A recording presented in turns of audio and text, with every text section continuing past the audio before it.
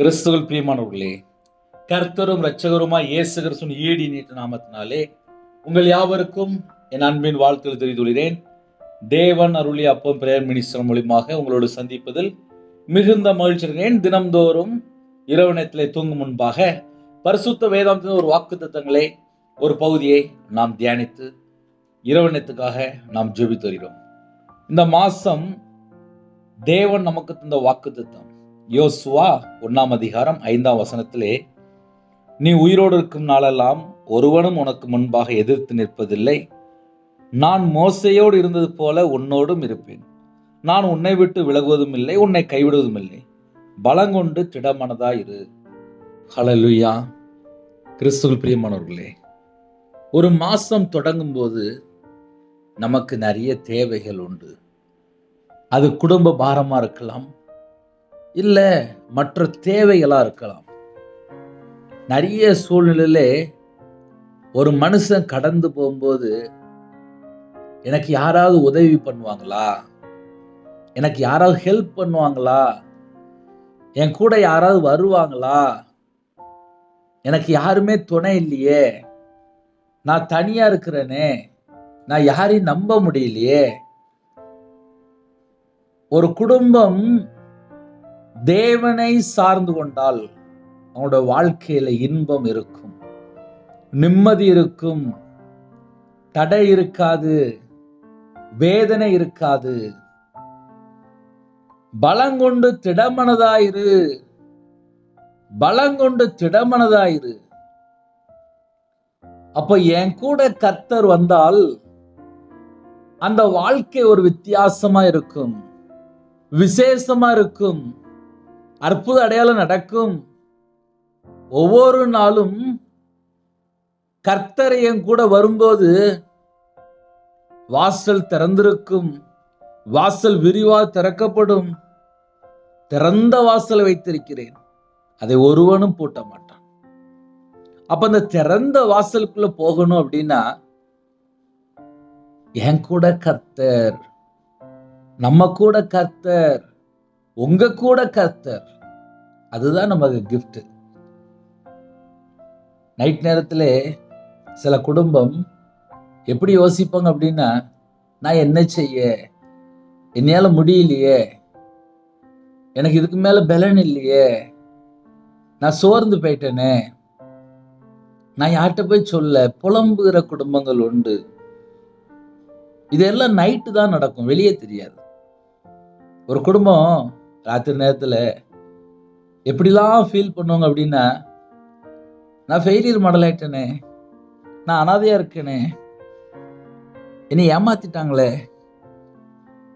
கணவர் சரியில்லையே, பிள்ளை சரியில்லையே, மருமகன் சரியில்லையே, மருமக சரியில்லையே, பிள்ளை இல்லையே, ஹாஸ்பிட்டல்ல இருப்பாங்க, மாத்திரை டெய்லி எடுப்பாங்க, நைட்டு தூக்கம் வராது, நைட் நேரம் ஆயிட்டுனா போதும் பயம், எத்தனை குடும்பம், எத்தனை பிரச்சனை. இதெல்லாம் ஏன் அப்படின்னா, இந்த நைட் நேரத்தில் தூங்குறதுக்கு முன்பாக நல்ல கையில் பைபிள் எடுத்து வாசித்தா ஓரளவு தெளிஞ்சிடலாம். ஏன்னா சத்தியத்தை அறிகிற அறிவு அடையணுமா, அவர் சித்தமுள்ளவராக இருக்கிறார். ஒரு குடும்பம் நைட் நேரத்தில் என்னப்பா பண்ணணும் சொல்லுங்க, நான் செய்கிறேன் அப்படின்னு சொல்லி ஒருவேளை யாராவது இணைந்திருந்தால், நைட் நேரத்தில் சத்தியத்தை அறியணுமா. 24 மணி நேரம் ஒரு மனுஷன் எதை அறிந்து கொள்ளணும் அப்படின்னா சத்தியத்தை அறியணுமா. சத்தியத்தை அறியும் போது அந்த குடும்பம் ஆசீர்வதிக்கப்படும். இந்த செய்தியை பேசும்போது நிறைய குடும்பத்துல சில பாரங்கள் தான் இருக்கு. அண்ணே, நான் டெய்லி காலையில நைட் உங்க செய்தி கேட்டுருவேண்ணே, எனக்கு சமாதானமா இருக்கு. உங்க இதயத்துக்குள்ள கர்த்தர் இருக்கிறாரா, உங்க இதயத்துக்குள்ள இயேசு கிறிஸ்து இருக்கிறாரா, உங்க கூட இயேசு கிறிஸ்து வந்து கொண்டிருக்கிறாரா, எல்லா சூழ்நிலையிலையும் உங்க கூட கர்த்தர் வருகிறார், அது தெரியுமா. என் வாழ்க்கையிலலாம் 2015 அப்புறம் நான் கையில பைபிள் எடுத்து வாசிக்கும் போது நிறைய நாள், அதாவது நிறைய வருஷம் கூட சொல்லிடலாம், புலம்புன நாட்கள் உண்டு. அந்த புலம்பல் எப்படி இருக்கும் அப்படின்னா, வெளியே பார்த்தா தெரியாது, மனுஷன்ட்ட சொல்ல மாட்டேன், முடிஞ்சால் வீட்டில் ரொம்ப புலம்புனதுக்கப்புறம் மனைவிட்டே சொல்ல ஆரம்பிச்சிருப்பேன். ஏன்னா வீட்டில் யார் இருப்பா? மனைவி தானே இருப்பா. மனைவிட்டே சொல்ல ஆரம்பிச்சிருப்பேன். ஆனால் அதுக்கு முன்னக்கூட்டி வேதனைப்பட்ட காரியங்கள், முடியல, ஐயோ, ஏன்னா வியாபாரத்தில் நல்ல சகல செழிப்போடு இருக்கும்போது மாந்திரியத்தில் விக்கிரத்துக்கு மனுஷனை நம்பி 1/2 கோடி அழிச்சு சொந்த வீடெல்லாம் விற்று நடு ரோட்டுக்கு வரும்போது, அப்போ கொஞ்சம் வயசு கம்மி, ஆனால் கையில் பைபிள் எடுத்து வாசிக்கும் போது தான் தெரிஞ்சுது எனக்கும் தேவனுக்கும் உள்ள உறவு, தொடர்பு, ஐக்கியம். நான் ஒரு மனுஷனோட பழகும்போது எனக்கு நஷ்டம் வருது. மனுஷனுடைய வார்த்தையை கேட்கும்போது பலவீனப்படுறேன். இந்த உலகத்துக்குள்ள காரியங்களை யோசிக்கும் போது அது எல்லாம் மாயையா இருக்கு. இதெல்லாம் என்னுடைய வாழ்க்கையில நான் கண்ட காரியங்கள். அப்போ இரவு நேரத்தில் யாரெல்லாம் இணைந்திருக்கிறீங்களோ, அண்ணே நான் மனுஷனை நம்பியிருக்கேன். எனக்கு எத்தனை குடும்பத்தில் ஜெபகுரி வரும்போது எங்களை ஏமாத்திட்டாங்க பிரதர், எங்களை ஏமாத்திட்டாங்க பிரதர், எங்களை ஏமாத்திட்டாங்க. எவ்வளோ ஏமாத்துனாங்க? அது கோடியாகவும் இருக்கு, லட்சங்களாகவும் இருக்கு. நகையை கொடுத்து வரல. எனக்கு ஒரே நாளில் ஒரு குடும்பத்தில், அதாவது அக்கா தங்கச்சி 3 பேர், அந்த 3 பேருமே ஒரு பாஸ்டர்கிட்ட கிட்டத்தட்ட ஒரு 30, ஒரு 25, ஒரு 35, 100 பவுன் நகையை கொடுத்துருக்காங்க ஒரு பாஸ்டர்கிட்ட. இதை ஏன் உங்களுக்கு சொல்கிறேன், ஆன்லைன் மூலியமாக சொல்கிறேன் அப்படின்னா, பாஸ்டரை நம்பி நகையெல்லாம் கலத்தி கொடுத்தாங்க. அதுக்கப்புறம் நான் ஏமாந்துட்டேன், அதுக்கப்புறம் புலம்புறாங்க. மனுஷனை நம்பி ஓடி ஏமாந்து யார் நல்லவங்க யார் கெட்டவங்க தெரியல. இந்த கடைசி காலத்தில் ஒரே ஒரு வசனம் நமக்கு தெரிஞ்சிருக்கணும், சுவாசம் உள்ள மனுஷனை நம்புவதை விட்டு விடுங்கள். ஐயா, இரவு நேரத்தில் நாங்கள் படுத்து தூங்க போகிறோம், சத்தம் கட்டாமல் படுத்துங்க. காலையில் தூங்கின்னு சொன்னேன், இருக்கிற இடத்துல முழங்கால் போடுங்க, கையில் பைபிள் எடுங்க, செல்ஃபோனில் ஒரு ஓரமாக தூக்கி வைங்க. இதெல்லாம் மனுஷன் கண்டுபிடிச்சது. தூங்கி எழுந்துச்சுன்னு முழங்கால் போட்டிங்க அப்படின்னா பரலோகம் பார்க்கும், தேவன் பார்ப்பாரு. அதனால் இந்த வாழ்க்கை எப்படி இருக்குப்பா அப்படின்னு சொல்லி கொஞ்சம் திரும்பி பார்க்கும்போது ஒரு நிழல் போல கடந்து போயிடும். ஒரு செகண்ட் தான், ஒரே ஒரு செகண்ட் தான். நான் இப்போ சாயங்காலம் வெளியில் போயிட்டு வரும்போது எனக்கு முன்னாடி நிறைய வண்டியெல்லாம் போயிட்டு இருந்துச்சு. ஒவ்வொரு வண்டியில் பார்த்துட்டே இருந்தேன். 2 வீலர் 3 பேர் 4 பேரில் உட்காந்து 2 வீலரில் அப்படியே போயிட்டே இருக்கிறாங்க. பார்த்தா குட்டி பிள்ளைலாம் இருக்குது, கொஞ்சம் பெரியவங்களாம் இருக்கிறாங்க. பல சூழ்நிலையில் வண்டி போயிட்டுருக்கு. ஒவ்வொரு நாளுடைய வாழ்க்கை பயணம், கர்த்தர் நமக்கு ஜீவனை கொடுத்தாதான் ஜீவன். இந்த மாதம் நமக்கு ஒரு வாக்கு தத்துவம். இந்த வாக்கு தத்துவங்களோடு புதிய மாதத்தை நம்ம தொடங்குறோம். ஒருவேளை நான் இன்னைக்கு காலையில் உங்கள் செய்தி கேட்கல அப்படின்னா காலையில் உள்ள அந்த வீடியோவை கேட்டுக்கோங்க. ஏன்னா வாக்கு தத்துவம் சொல்ல செய்தி தான், அதனால் சொல்கிறேன். தூக்கம் வரலையா, இந்த செல்ஃபோன் இங்கே ஒரு வாரம் வச்சுருங்க. நிறைய வீட்டில் பிரச்சனையும் அதுதான். என் கூட தேவன் இருக்கணும் அப்படின்னா நான் தேவனோடு தொடர்பில் இருக்கணும். நான் அந்த உலகத்தோடு தொடர்பு கொள்ளும்போது அது வேதனையாக மாறுது. நான் கையில் பைபிள் எடுத்து வாசித்ததுக்கு அப்புறம் தான் தெரியுது, என் சிந்தனை உலகத்தோடு தொடர்பில் இருக்கா, என் சிந்தனை பரலோகத்தோடு தொடர்பில் இருக்கா, என் இருதயத்துக்குள்ளே என்ன பாரம் இருக்கு, நான் எதை நோக்கி நவுண்டு கொண்டிருக்கிறேன். என் சரீரம் உலகத்துக்காக வேலை பார்க்கா, பரலோகத்துக்காக வேலை பார்க்கா. மறுரூபமாக்குற அளவுக்கு நான் இன்னும் பரிசுத்தமாயிட்டேனா? மறுரூபமாகணும் அப்படின்னா அந்த அளவுக்கு நான் தகுதியா இருக்கிறேன்னா? என்கிட்ட இன்னும் என்ன குறை? இன்னும் நான் எதில் பலப்படணும்? இன்னும் நான் எதில் வளரணும்? இதெல்லாம் ஏன் உங்களுக்கு நைட் சொல்லித்தரேன் அப்படின்னா, நம்ம அன்றாட வாழ்க்கையில நமக்கு யார் சொல்லி தருவா? ஆவியானவர் மட்டும்தான். நீங்க போற சபைகள் ஆவிக்குரிய திருச்சபையா இருந்துச்சு அப்படின்னா அந்த சபைகளுக்குள்ளே ஒரு மாற்றம் அங்குள்ள விசுவாசிகளுக்கு, அங்குள்ள ஜனங்களுக்கு அந்த மேய்ப்பன் மூலியமா ஒவ்வொரு நாளும் செய்தி போய்கொண்டே இருக்கும்.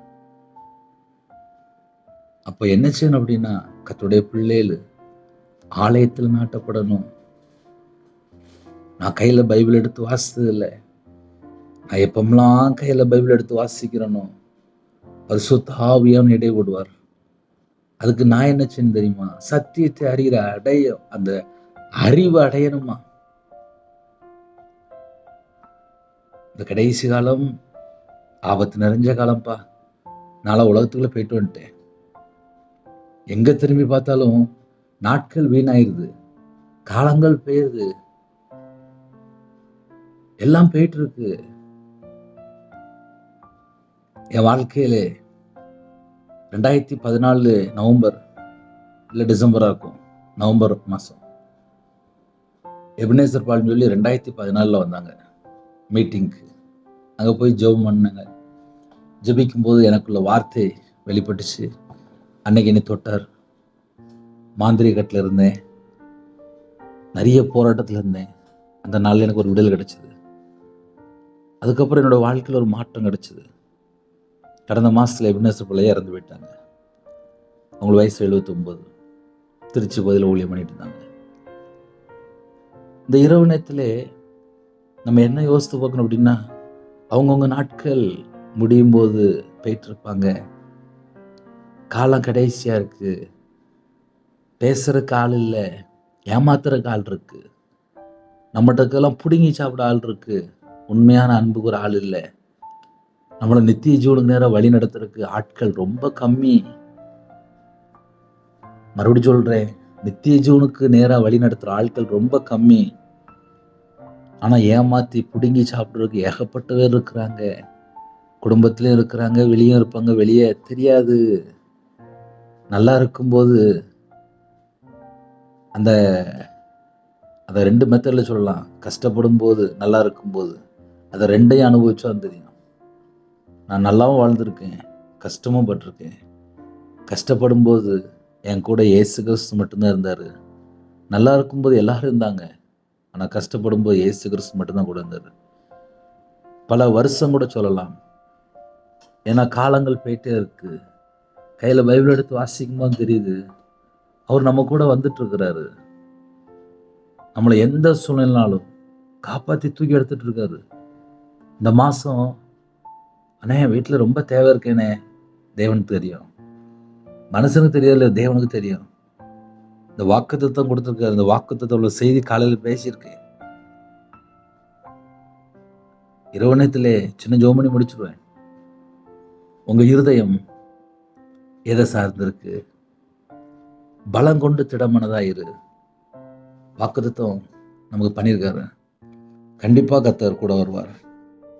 ஒருவேளை அண்ணே நான் ரொம்ப பிரச்சனை இருக்கேன், தேவனுக்கு தெரியும். தேவனுக்கு தெரியும் நம்ம எந்த சூழ்நிலை இருக்கிறோம், தேவனுக்கு தெரியும். எல்லா சூழ்நிலையுமே கர்த்தர் கூட வருவார்.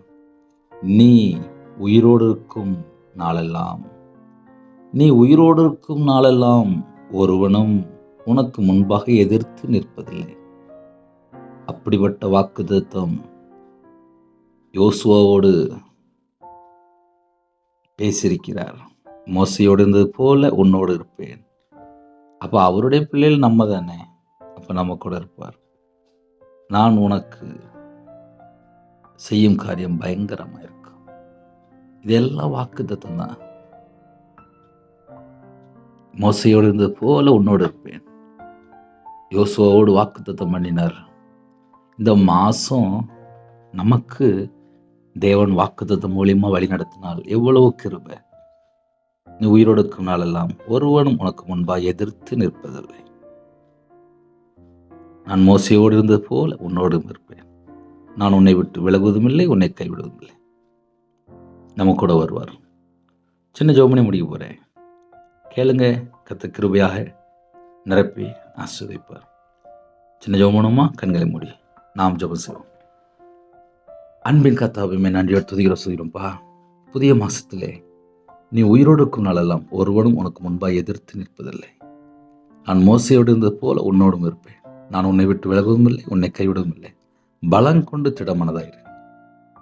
இந்த வாக்குத்தத்தம் மூலியமாக எந்தெந்த குடும்பத்தில் கர்த்தருடைய ஆவியானவர் பேசுனீங்களோ கர்த்தருடைய கரத்திலே அர்ப்பணிக்கிறோம். சத்தியத்தை அறிவீர்கள், சத்தியம் உங்களை விடுதலையாக்கும். குமாரன் விடுதலையாக்கினால் மெய்யாக விடுதலையாக்கப்படுவீர்கள். இரவு நேரத்திலே எல்லா குடும்பத்தையும் உம்முடைய ஜூன்கள் அர்ப்பணிக்கிறோம். இந்த மாதம் நீங்கள் எங்கள் கூட வருகிற கிருபைக்காக நன்றி. எல்லா குடும்பத்தையும் உம்முடைய ஜூன்கள் அர்ப்பணிக்கிறோம். சரீரத்தில் பலவீனத்தோடு ஹாஸ்பிட்டல்ல அவசர சிகிச்சையில் நைட் நேரத்தில் எந்த குடும்பத்தில் மரண தருவாய் இருக்குங்களோ கர்த்தருடைய கரம் பிள்ளைகளை தொட்டு சுகமாக்கட்டும். பூர்ண ஜீவனை கட்டிடுங்க, தீர்காயுசு கட்டிடுங்க, ஆசீர்வதிங்க. இந்த மாதத்தோட எல்லா தேவையிலெல்லாம் கர்த்தரே பொறுப்படுத்துவங்க. இன்பமான தூக்கம் தாங்க, அதிக அளவில் எழுப்பிடுங்க. படிக்கிற பிள்ளைகளை உங்களுடைய பாதவில் அர்ப்பணிக்கிறோம். திருமணத்துக்கு ஆயத்தமாக இருக்காங்க, ஏற்ற துணையை தாங்க. கற்பத்தினிங்க ஜெபிடுங்க, கர்த்தர் மனமிறங்க. மாசமாக இருக்காங்க, ஆசீர்வதிங்க. டெலிவரி போகிறாங்க, கர்த்தர் கூட இருங்க. சில குடும்பத்தில் திருமணம் முடிந்ததுக்கப்புறம் குறைகள் குற்றங்கள் எல்லாவற்றையும் நீக்கி போட்டுருங்க. உங்கள் கரம் பிள்ளைகளோட கொடுக்கட்டும். எல்லா நாட்டில் ஜனங்களையும் உங்களுடைய ஜீவனுக்கு அர்ப்பணிக்கிறோம். இந்த நாளை ஆசீர்வதித்த கிருபைக்காக நன்றி. இந்த மாதம் முழுவதும் கர்த்தரையும் கூட வருகிற கிருபைக்காக நன்றி. இந்த மாதத்திலே கர்த்தரையும் கூட இருந்து செய்யக்கூடிய காரியம் பயங்கரமாக இருக்கும். இங்கே கூட நீங்கள் வாரீங்கப்பா, அதை எண்ணி உமக்கு நன்றி செலுத்திடும். உண்மை நன்றியோடு துதிக்கிறோம் சொல்கிறோம். அதிக அளவிலே உங்களுடைய சமூகத்தில் கண்வெளிக்கு கிருபை செய்யுங்க. என்னோட ஆவியை உடைய கரத்தில் பண்ணிடும். இணைந்திருக்கிற எல்லா குடும்பமும் இயேசு கிறிஸ்துனால, இயேசு கிறிஸ்து நாமத்தினால் வேலை அடைபடட்டும்.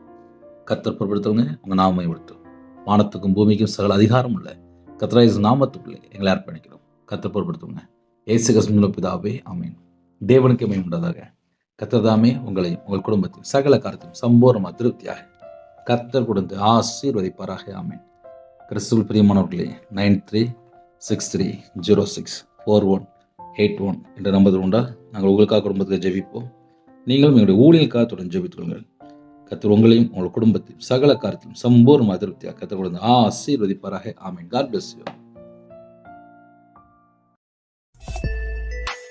Thanks for watching. Please subscribe our channel. Click the like and share. Click the bell. God bless you.